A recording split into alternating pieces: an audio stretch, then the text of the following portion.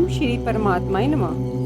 ऋग्वेद संहिता प्रथम मंडल सूक्त नंबर 116। इस सूक्त के ऋषि कक्षीवान, देवता अश्विनी कुमार तथा छंद त्रिष्टुप हैं।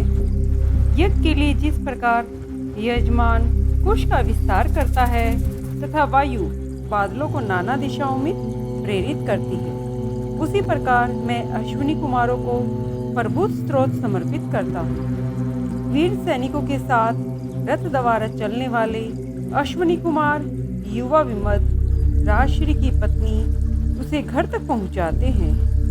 हे नाथसदव्य, आकाश में अति वेग से चलने वाले, देवताओं की गति से चलने वाले, वाहनों से भी अधिक तेज गति से जाने वाले आपके वाहनों में संयुक्त हुए रासब में यम को आनंदित कर देने वाले युद्ध में हजारों सैनिकों वाले शत्रु पर विजय प्राप्त की है। हे अश्विनी कुमारों, जिस प्रकार से कोई मृत्यु को प्राप्त होने वाला मनुष्य धन का त्याग करता है, वैसे ही तुग्र नाम के राजश्री ने बड़े ही कष्ट से अपने पुत्र भुर्जियों को सेना के साथ शत्रु पर विजय के लिए नौका से समुद्र में भेजा था। मध्य समुद्र में निमगन भुर्जियों को अपनी नौका द्वारा तुग्र के पास पहुंचाया था। आपकी नौका जल के ऊपर अंतरिक्ष में चलने वाली और जल वाली है, अर्थात आपकी नौका में जल नहीं प्रवेश कर सकता। और अतिगमन समुद्र से दूर जहाँ मरुस्थल है, वहाँ 3 दिन और 3 रात्रि निरंतर चलते हुए अत्यंत वेग से गमनशील शोध चक्रों व 6 घोड़ों से युक्त यंत्रों वाले पक्षी के तुल्य आकाश मार्ग से जाते हुए तीनों यानों द्वारा आप दोनों भुजे को उसके निवास स्थान अर्थात घर पहुंचाया था। हे अश्विनी कुमारों, आप लोगों ने अवलंबन शून्य भूप्रदेश रहित ग्रहणीय समुद्र में यह कार्य किया था। 100 डांडों वाली नौका में भुजे को बैठाकर तुग्र के पास आपने पहुंचाया था।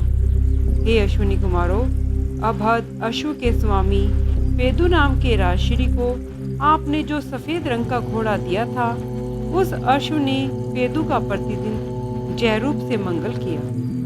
आपका वह दान महान और कीर्तनीय है। राजश्री पेदु का वह उत्तम अश्व हमारे लिए सदैव पूजनीय है। हे नेत्रिदव्य, आपने अंगीरा के कुल में उत्पन्न कक्षीवान को स्तुति करने के लिए प्रचुर बुद्धि प्रदान की। जिस प्रकार से सूरा पात्र के मुखा से सूरा निकल जाती है, उसी प्रकार से आपके सेचन समर्थ अश्व ने खुर से आपके शतकुंभ सूरा द्वारा सिंचाई किया था। हे अश्विनी कुमारों, आप दोनों ने प्रचंड अग्निदेव को हिमयुक्त शीतल जल से बुझा दिया। असुरों द्वारा अपने राज्य के लिए संघर्षरत अंधेरे कारागृह में रखे गए अत्रि ऋषियों को सहयोगियों के साथ कारावास तोड़कर आपने मुक्त किया और शरीर से कमजोर हुए अत्रि ऋषि को पौष्टिक व शक्ति बढ़ाने वाले आहार देकर हष्टपुष्ट किया। हे नाथसदव्य, आप मरुस्थल के गौतम ऋषि के पास कूप उठा लाए और कूप का तल भाग ऊपर और मुख भाग नीचे कर दिया। उस जल को गौतम ऋषि के आश्रम तक ले जाकर हजारों प्यासों को जल उपलब्ध कराया। हे अश्विनी कुमारों, जिस प्रकार से शरीर का आवरण खोलकर फेंका जाता है, उसी प्रकार से आपने जीरन चवन्य ऋषि की शरीर व्यापनी जरा खोलकर फेंक दी और उन्हें दीर्घायु प्रदान कर सुंदर कन्याओं का पति बनाया। हे नेता नासद्य, आपका वह इष्ट वर्णीय कार्य हमारे लिए प्रशंसनीय और आराध्य है। गहरे कुएं में पड़े उन वंदन ऋषि को आपने गुप्त स्थान में गड़े धन के सदृश निकाला। आपका यह सराहनीय कार्य स्तुति के योग्य है। हे भगवान, जिस प्रकार से बालकों को गर्जना होने वाली वृष्टि को प्रकट करता है, वैसे ही मैं धन अधापति प्राप्त के लिए उस उग्र क्रम को प्रकट करता हूँ। अथर्वा के पुत्र दधीची ऋषि ने घोड़े के मुख से आपको मधु विद्या का ज्ञान अर्थात अभ्यास कराया था।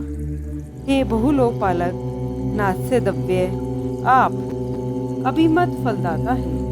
बुद्धिमती वृद्धिमती नाम की ऋषि पुत्री ने पूजनीय स्त्रोतों द्वारा आपको बार बार पुकारा था। जिस प्रकार से शिष्य शिक्षक की कथा सुनता है, वैसे ही आपने वृद्धिमत्रा का आह्वान सुना।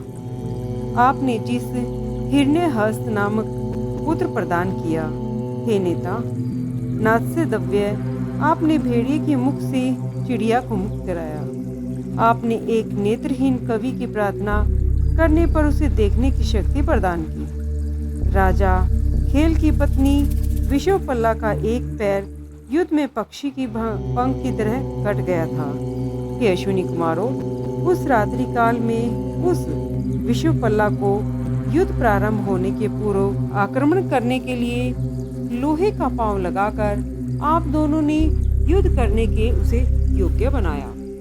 जिन ऋजाशर्व राजश्री ने अपनी वृकी को खाने के लिए 100 भेड़ों को काट डाला था, उनको उनके पति के क्रोध होकर नेत्रहीन कर दिया था।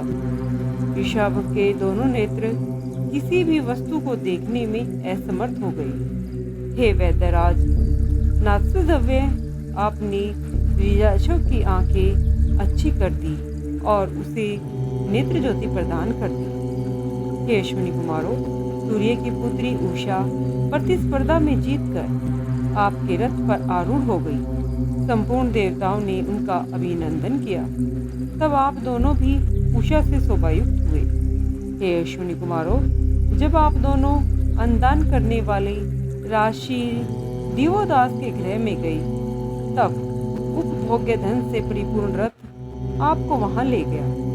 उस समय आपके रथ को शक्तिशाली और शत्रुओं का नाश करने वाले घोड़े खींच रहे थे। आपकी यह विलक्षण सामर्थ्य शक्ति है।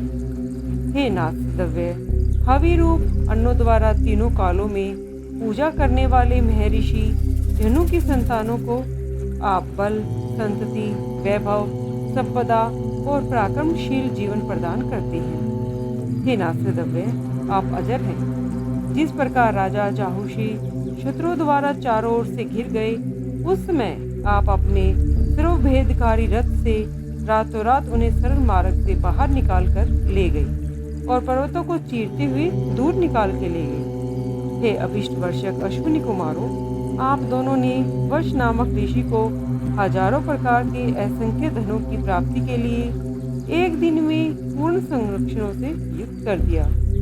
वह आप दोनों ने राजा इंद्र के साथ मिलकर प्रभु शर्वा को कष्ट देने वाले शत्रुओं का मर्दन किया। हे नास्यदव्य, पुत्र शार्क नामक स्तोता के पीने के लिए आपने कूप के नीचे से जल को ऊपर किया। आप दोनों ने अपनी शक्ति से अतिकृष्याय अत्यंत वृद्ध शरीर वाले आयु नामक ऋषि के लिए बिना ब्याही गाय को दूधवती बना दिया। नास्यदव्य, आप दोनों की प्रार्थना करने वाले वे अपनी रक्षा के इच्छुक सरल मार्ग से जाने वाले कृष्ण पुत्र विश्वक के नष्ट हुए पुत्र विष्णावन के खोए हुए पशु के तुल्य आप दोनों ने अपनी सामर्थ्य शक्तियों से दर्शनार्थ उपस्थित कर दिया। असुरों द्वारा पाश से बंधे कुएं में गिरे हुए और शत्रुओं द्वारा आहत होकर देव नामक ऋषि के 10 रात 9 दिन जल में पड़े रहने से व्यथा से संतप्त और जल में विलुप्त होने पर आपने उन्हें उसी प्रकार कुएं से निकाल लिया, जिस प्रकार अद्रव्य से सोमरस निकालता है। हे अश्विनी कुमारों, आपके पूर्वकृत कार्यों का मैंने वर्णन किया। मैं शोभन गो और वीर से युक्त होकर इस राष्ट्र का अधिपति बनूं। जिस प्रकार से गृह स्वामी निष्कंटक घर में प्रवेश करता है, वैसे ही मैं भी नेत्रों से स्पष्ट देखकर और दीर्घ आयु भोग कर वृद्धावस्था को प्राप्त करूं।